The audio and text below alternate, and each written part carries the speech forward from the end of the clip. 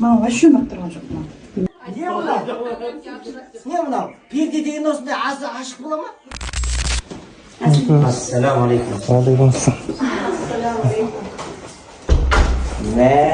Машалла. Мощный.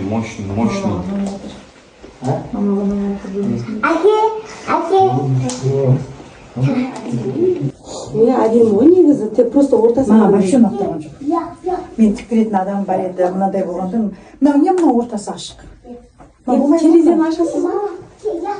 Осындай болғанда спальниктің пердесі маған вообще ұнап тұрған жоқ мынау.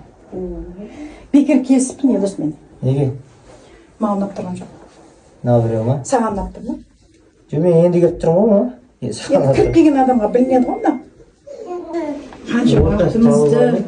Қанша уақытымыз бөліп маған қалып, ой күшті деп. Мынау орта шағылма ма не?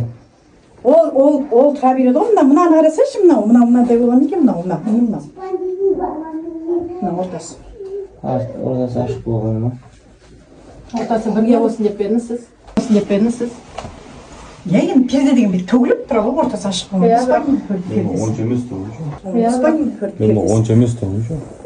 Онша емес, соны айтып жатырмын ғой, онша емес деп. Вообще. Басқа жерші. Ояқта жетісіп тұрған жоқ. Мына жақ саған ұнап тұр ма? Әдемі айтып тұр ма? Басқа перде салу керек сияқты ма? Менің адамдарымда бар ғой, перде тігетін. Онша еңбекті құрттыңыз ғой. Алып кетсеңіз алып кете салайын, құрсын. Пожалуйста, алып кете беріңіз. Бірінші көргеніңізде ұнатып тұрған сияқты едіңіз. Мындай жастық істеп беремін дейді еще. Әдемі болады. Жастық? Сендерге қалай болып тұр? Сенге қалай болып тұр? Онша емес сияқты. Сізге ұнамай тұрса онша емес па?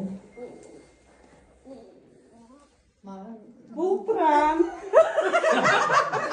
Прям келді, прям. Мама, ойбай деп жатқанға үйге қалай ұрысып кетті деп қойғансыз. Мамаға не болды деп ана жаққа тартып алып кетейін ба деп Мен де қайтамын. Енді шошып кеткеннен телефонға қарай салатым, не істесем екен деп. қағазы ғой вроде нормально сияқты ғой.